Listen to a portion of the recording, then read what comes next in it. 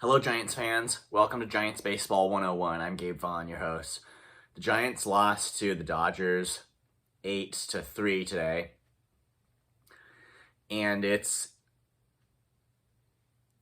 been only a small matter of time.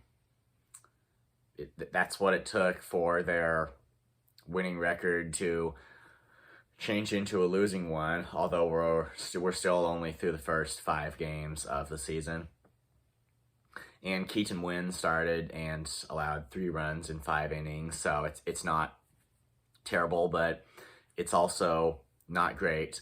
And they're going to have to find out how to compete with the Dodgers. That's just the reality of it. And it's worth mentioning that Shohei Ohtani was 1 for 4 today, so it's not exactly like he was tearing things up.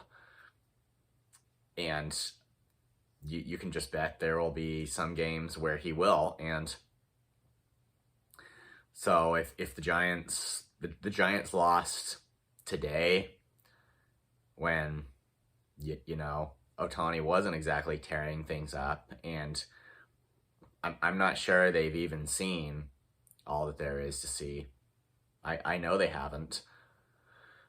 But the good news is the next 2 games, they will have Logan Webb and Kyle Harrison, respectively, pitching. And, I mean, it's good news because they're going to need their best on the mound against the Dodgers. And they have to find a way to compete with the Dodgers because, and we're not really even talking about overtaking them in the division here, although it would certainly be nice for the Giants to remain competitive in that area, at least in a fringe way, from a perspective of outsiders looking in. If the Giants, in that sense, could remain competitive for the division, so that they can take advantage if the Dodgers do stumble unexpectedly. But we're not even really just talking about that. Even in this whole wild card race, it's going to matter significantly in their season. Just the fact that they play the Dodgers a lot because they're in their division, and those games are either going to go for or against the Giants in the overall wild card race. So somehow they need to compete with the Dodgers in a way. And it just cannot be like it was in 2022. And it has to be like closer to like what it was in June of 2023 than in, September. Things just, it's very obvious there how things changed from one point to another.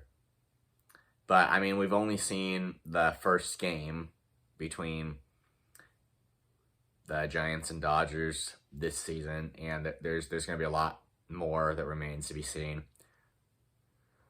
And Michael Conforto hit his 3rd home run of the year in only the 5th game of the year. So he is on one power streak for sure. And that's just a tool he's got right now, in a way in which he is very hot for the Giants. And they're going to have to be able to leverage that going forward, because I think that Conforto will do more with the bat, and if it can be combined with good pitching performances, it's going to help lead the Giants to some key victories down the stretch. And if he could overall just turn